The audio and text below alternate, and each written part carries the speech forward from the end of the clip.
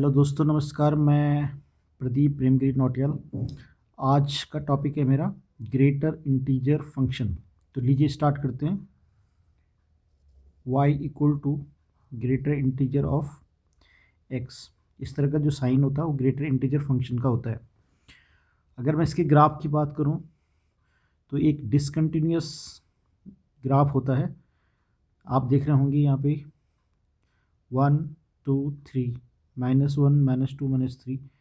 तो ये जीरो के बाद -1 तक जो भी है वो -1 की तरफ जा रहा है। जीरो से लेकर 1 तक जो भी नंबर है उसका जो वैल्यू है वो जीरो की तरफ जा रही है। 1 के बाद से लेकर 1.99 तक 1 पे आ रही है। तो हम इस तरह से इसकी वैल्यू फाइंड करेंगे। जैसे ग्रेटर इंटीजर ऑफ 1.23, तो इस इंटीजर पार्ट ऑफ इसका 1 होगा। ग्रेटर इंटीजर ऑफ 5.99, तो तब भी ये 5 होगा। आप अप्रोक्सीमेट नहीं लिख सकते से कि 5.99 है तो 6 के करीब हो, नहीं। 5.99 का जो इंटीग्रल पार्ट है वो यहाँ पे 5 है। 6.01 का जो इंटीजर पार्ट है वो 6 है। इसी तरह नेगेटिव के लिए -0.5। तो मैंने कहा माइनस की तरफ जो भी होगा, माइनस वाली चीज़ें, जैसे जीरो से लेकर -0.9 तक ये -1 की तरफ जा रहा है। -1.2 से ये -2 को जाता है, क्योंकि ये -1 पॉइंट के बाद इधर है। जैसे -2.9, तो ये इसका इंटीग्रल पार्ट -3 हुआ। Got it. तो ये आपका ग्रेटर इंटीजर फंक्शन हो गया। अच्छा, अब जो है इसको मैं एक क्वेश्चन लिखता हूँ, वो इंटीग्रल का है। जैसे डेफिनेट इंटीग्रल, जैसे -1 से लेकर 2 ग्रेटर इंटीजर ऑफ x, हम इसको कैसे सॉल्व करेंगे। -1 to 2.5 of dx, how to solve this. तो लीजिए स्टार्ट करते हैं। तो -1 से लेकर 0 of greater integer of x dx, इसको इस तरह से ब्रेक करते हैं। 0 से लेकर 1 तक greater integer of x dx, 1 से लेकर 2 तक greater integer of x dx, and 2 से लेकर 2.5 greater integer of x dx। Got it.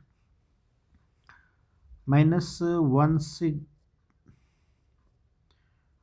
To 0, suppose that कोई नंबर इसके बीच ले लेते हैं, -0.5। तो -0.5 की वैल्यू ये -1 होगा।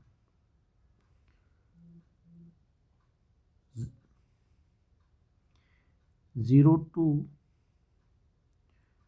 1 पे जैसे 0.5 की वैल्यू 0 होगी। 1 to 2 1.5 ले लेते हैं, इसकी वैल्यू यहाँ पे 1 होगी।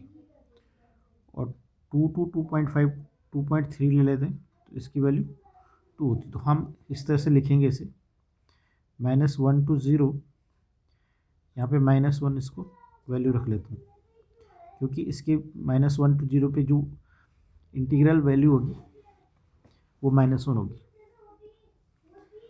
0 to 1 मॉड ऑफ x मतलब 0.5, तो ये यहाँ पे 0 होगी।